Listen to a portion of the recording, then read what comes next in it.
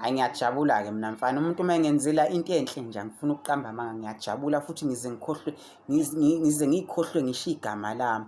Hheyi, angikaze ngijabule kanjeyana umuntu esengifakela u-150 ebhenki kuleli khadi lami laka-Capitec. Hhayi ngathani ngizwa ngize ngakhohlwa ngisho ukuthi ngiyapenda kamakhelwane, ngashiya kulenga kanjalo.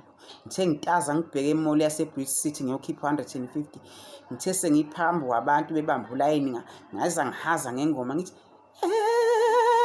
ulalala, ayi ngathi ulalela, hayi ngathi you don't understand my assignment.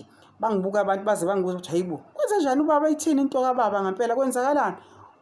Unaye umkakho baba, kwenzakalani? Bengibuza labo basebhenki bathi uphi umkakho baba, ithini into yakhe, ziphi ingane? Ngathi ulalala, ayi ngathi ulalela. Hayi ngathi anizwa ngathi you don't understand my assignment. Ngijabulela nje ukuthi sekungena u-150 ebhenki ekhadini lami. Yini ngathi you don't understand my assignment.